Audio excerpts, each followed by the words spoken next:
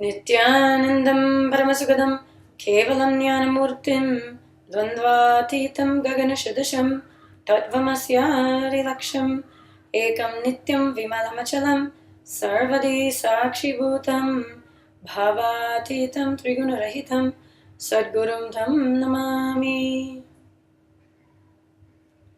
Nithyanandam, everyone. This is Ma Nithya Oviananda. Today I want to give another insight about yoga.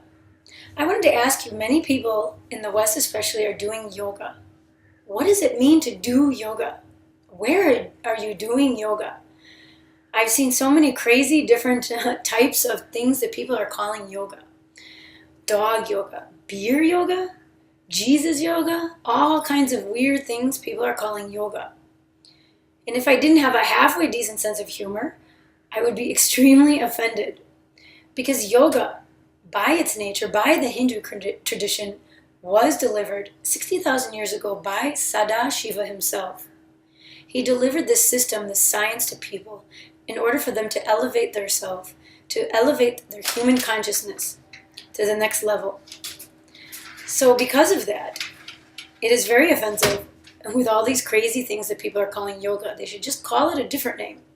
But anyway, with that aside, the Hindu tradition is the true form of yoga. That is the originator of yoga. No other tradition can say that. The whole purpose for Hinduism, for Sanatana Hindu Dharma, is to elevate human consciousness to the next level. The ancient rishis and masters perfected the science as delivered by Sadashiva in the Agamas to help human beings elevate their consciousness and get in tune with the source, the oneness that is inside of all of us.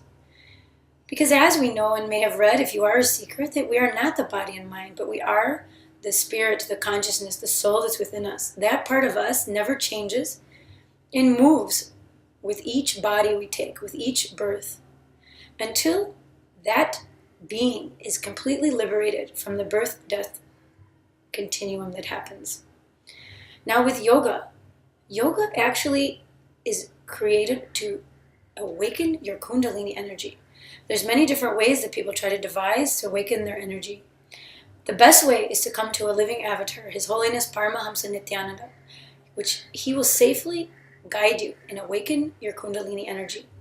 And once you're initiated by him, you become his disciple, so that no matter where you are in the world, he is guiding you. So you can't have any bad side effects to awakening your Kundalini.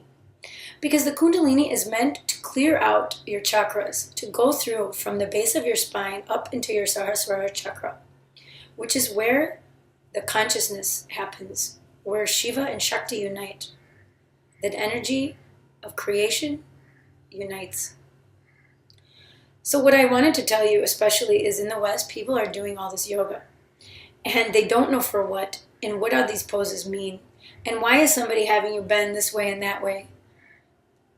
What is the intention? Who is this teacher and what do they know? That is what I'm asking.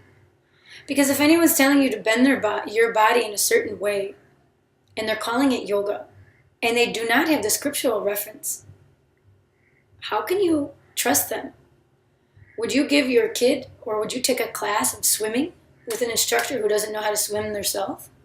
No, you wouldn't do that.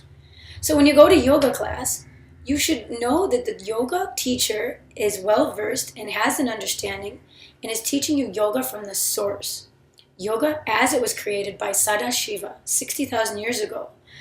Because you're there to awaken your Kundalini and have seeking as part of your life, to seek higher planes of existence for yourself. Who are you? Why are you here? What is next? Why was the world created? Why were you created? Why are you feeling unfulfilled? All of these things are answered as you become a seeker. And in order to reach the enlightenment, to reach that oneness space, you need to have Kundalini awakening. That's the only reason why people do yoga, and that's why it was created. To get into that oneness space, to awaken the Kundalini, and to keep that energy moving. Because once your Kundalini is awakened, you need to maintain. So maintaining that through various spiritual processes, including yoga. So the asana practice.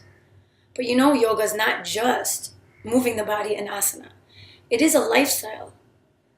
It is part of cleansing your diet, your life. How do you live? All of those things are yoga and essentially Hinduism. People say Hinduism is just some religion and we worship a bunch of deities, a bunch of gods. No, it is a lifestyle created to expand you, to expand human consciousness, and to understand your role in the world, to understand that you are one with the source that created it all. You are part of that whole. We are all connected in that way. And the reason we worship deities, as I've mentioned in other videos, is to connect to that divine energy that the deities contain. They are the doorway to connect to that energy. But I'm digressing. So yoga, back on track to yoga. Everybody, including Christians, including Muslims, including Jewish people, so any religion, including atheists, including children, including gays, lesbians, including homeless people, including rich people, poor people, any kind of people on the planet, every single person has Kundalini energy. The Kundalini energy lies in the base of your spine. And in most people, it is dormant. She's just sitting there, waiting. That Shakti energy is waiting to be awakened so that she can do her job, her purpose, which is to reach Shiva, the consciousness at the top. She moves through your Sushumna Nadi, through each of the energy centers, cleansing those. Each energy center is connected to a specific organ in your body, to a specific part in your body. So when you're having dis-ease, disease, that is because one of your energy centers is blocked. But when you awaken your Kundalini, when the Kundalini gets awakened, she moves up and starts to clear those out. So many emotional things clear out. Many of those reasons that you're having the disease or that energy blockage gets cleansed, cleaned, so she can continue to move higher up in your system. If you notice, people, especially in our Adina, those under the guidance of our Guru, His Holiness Paramahamsa Nithyananda, they're looking very fresh, very young, no matter what the age is, because we all have our Kundalini awakened. That Kundalini energy awakens and expands the mitochondria energy up to 1,300% in your body, which is an amazing amount, and it causes anti-aging.